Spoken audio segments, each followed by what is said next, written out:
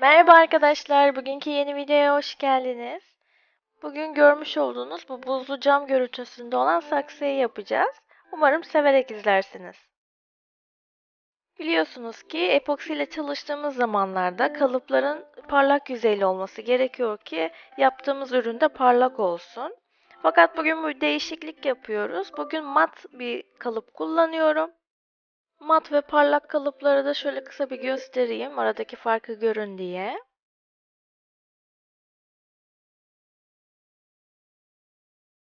Bu çalışmamda renk kullanmayacağım. Daha çok simleri kullanacağım.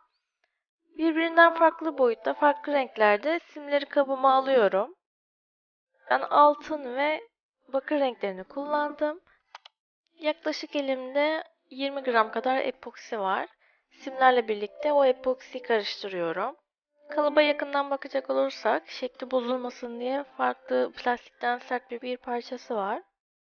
Simli karışımın her yere değmesini istemiyorum. O yüzden dökerken hafif bir aralık bırakacağım ve tek bir yerden dökeceğim.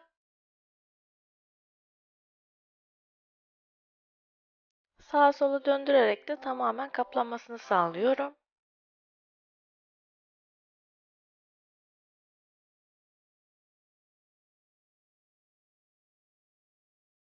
Farklı bir şekil için dibinde olan epoksiyi kısa kısa bastırıp çekiyorum yukarıya doğru ki kalıbın diğer duvarlarına da yapışsın.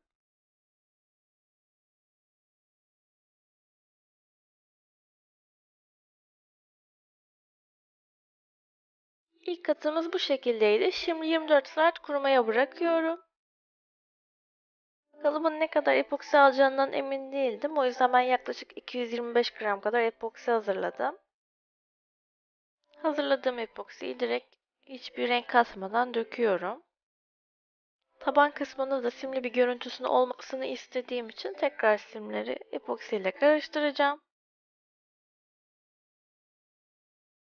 Aslında sadece taban kısmında olmasını isterseniz kuruduktan sonra yine 3. kat olarak taban kısmını bu şekilde simli dökebilirsiniz. Şimdi böyle dökünce simler zamanla aşağıya doğru inmeye başlayacak. Aslında tam istediğim görüntü değildi ama gene de güzel oldu. Bu şekilde biraz dağıtmaya çalışıyorum. Ardından 24 saat kurumaya bırakacağım. Benim kullandığım epoksi ince döküm bir epoksi. Yani 1 santime kadar yapabiliyorum aslında. Bunu yaparken aklıma hiç gelmedi. Fakat gördüğünüz gibi derinliği çok fazla. Normalden daha derin döktüğüm için kalıbımda ısınma fark ettim. Başka bir problemle karşılaşmadım fakat başka bir şey de olabilirdi. O yüzden kalın döküm epoksiye ihtiyacımız var bu tür ürünlerde. Gördüğünüz gibi tabanı pasparlak. Şimdi yanına bakalım ama gördüğünüz gibi buzlu bir görüntü var. Kalıbımız mat olduğu için böyle oldu. Mat kalıp kullandığımızda nasıl bir sonuç ortaya çıkıyor bunu deneyimlemek istedim. Ayrıca buzlu bu cam görüntüsü benim çok hoşuma gitti. Eğer siz tabanında tamamen simli bir görüntü isterseniz 3. katı yapmanızı öneririm. Çünkü yaptıklarım tamamen aşağıya inmişti.